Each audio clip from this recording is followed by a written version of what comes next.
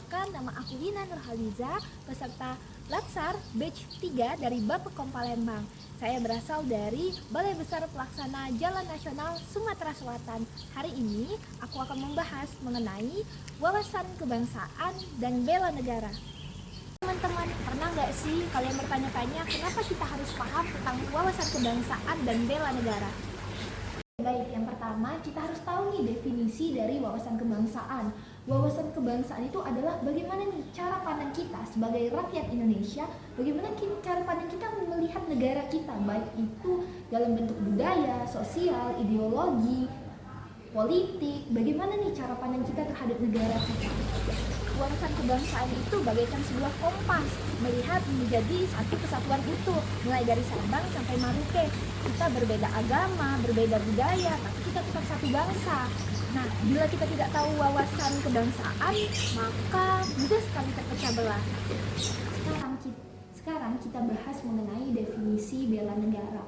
Jadi bela negara itu adalah tindakan sikap dari kita sebagai masyarakat negara Indonesia untuk menjaga kedaulatan, ketentraman negara kita dari berbagai ancaman. Jadi ancaman ini nggak cuma dari eksternal loh, jadi ada dari internal kita sendiri untuk memecah belah. Nah, eksternal itu seperti dari negara-negara lain. Nah, bagaimana nih cara kita untuk dapat menjaga persatuan ini?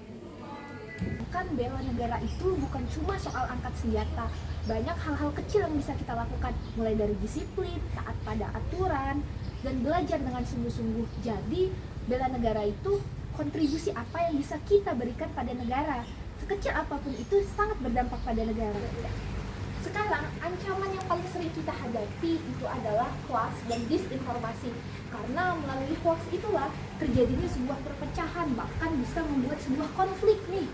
Oleh karena itu kita harus hati-hati bagaimana nih kita harus bijak dalam menghadapi hoax dan disinformasi, yaitu dengan tidak menyebarkannya sembarangan. Kita harus mengecek dulu apakah berita tersebut benar, atau misalnya ada orang yang men-share-nya dan itu adalah hoax, kita bisa memberitahu bahwa berita tersebut tidak benar agar tidak terus tersebar berita tersebut. Nah, itu adalah bentuk sederhana dari bela negara yang bisa kita lakukan.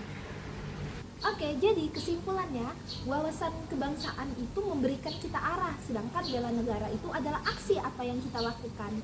Nah, karena itu bela negara dan wawasan kebangsaan itu harusnya saling bersama, sehingga kita bisa menjaga persatuan Indonesia dan membawa Indonesia menjadi lebih baik. Mulai dari kita, dari hal-hal kecil, karena cinta tanah air itu bukan cuma diucapkan, tapi ditunjukkan. Setuju kan?